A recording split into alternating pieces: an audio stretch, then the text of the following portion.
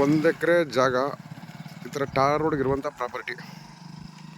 So ರೋಡಲ್ಲಿದ್ದೀವಿ.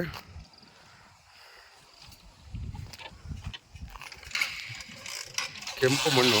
ಈ ಹೊಲ ಏನು ಉತ್ತಿಲ್ಲ ನೋಡಿ, ಎದುರುಗಡೆ ಹೊಲ ಉತ್ತಿದಾರಲ್ವಾ, ಇದೆಲ್ಲ ಸಾಯಿಲ್ ಕಂಡೀಷನ್ ಗೊತ್ತಾಗುತ್ತೆ ಕೆಂಪಿದೆ ಅಂತೇಳಿ.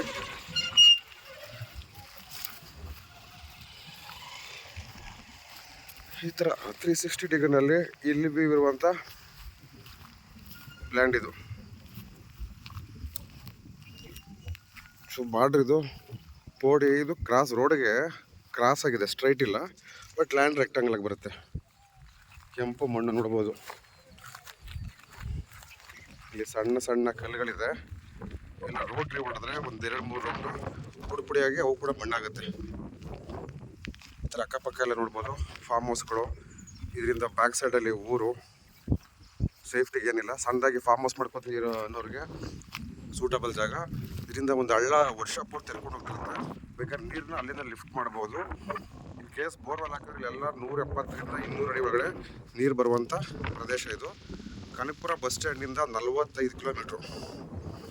ಸೊ ಕರ್ನಾಟಕ ಅಲ್ಲ, ಇದು ಡೆಂಕ್ರಿ ಕೋಟೆ ರಿಜಿಸ್ಟ್ರ್ ಬರುತ್ತೆ. ಟಾರ್ ರೋಡ್ಗೆ ಟಚ್ ಆಗಿರುವಂಥ 1 acre clear title, ready to register, separate sketch ಎಲ್ಲ ರೆಡಿ ಇದೆ. ಇದು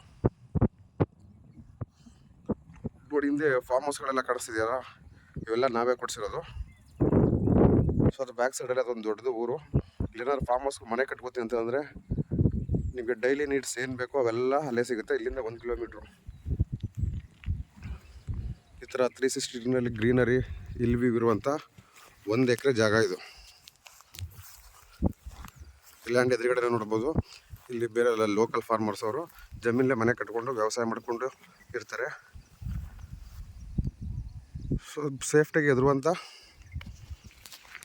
ಪ್ರಶ್ನೆನೇ ಇಲ್ಲ. ಹತ್ರದಲ್ಲಿ ಹೇಳೋದ್ನೆಲ್ಲ ಬೋರ್ವೆಲ್ ಹಾಕ್ಸ್ಲ ಪಕ್ಕದಲ್ಲಿ ಹಳ್ಳ ಇದೆ, ಅಂದರೆ ಈ ಲ್ಯಾಂಡ್ಗೆ ಅಟ್ಯಾಚ್ ಆಗಲ್ಲ ಹಳ್ಳ. ಆ ಹಳ್ಳಿಂದ ಬೇಕಿದ್ರೆ ನೀರು ಪಿಕ್ ಮಾಡ್ಬೋದು. ಸೆಂಟ್ರಲ್ಲಿ ಬೇಕಾದ್ರೆ ಲ್ಯಾಂಡ್ ಯಾರಿದ್ದಾರೆ ಅಡ್ಜಸೆಂಟಾಗಿ ಅವರು ನಾವೇ ಕೊಡಿಸಿರುವಂಥ ಕ್ಲೈಂಟ್ ಅವರು, ಅಲ್ಲಿಂದ ಪರ್ಮಿಷನ್ ಬೇಕಾದ್ರೆ ಕೊಡಿಸ್ತೀನಿ. ಸ್ಮಾಲ್ ಸ್ಕೇಲ್ ಇನ್ವೆಸ್ಟ್ಮೆಂಟ್ ಅವ್ರಿಗೆ ಮಾಡಿಸೋದಂಥ ಜಾಗ.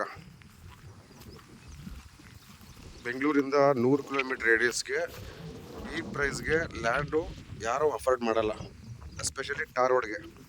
ಇದೇ ಟಾರ್ ರೋಡು, ಇದು 40 ಅಡಿ ರೋಡು, ಟಾರ್ ಮಾತ್ರ 20 ಅಡಿಗೆ ಹಾಕಿದ್ದಾರೆ.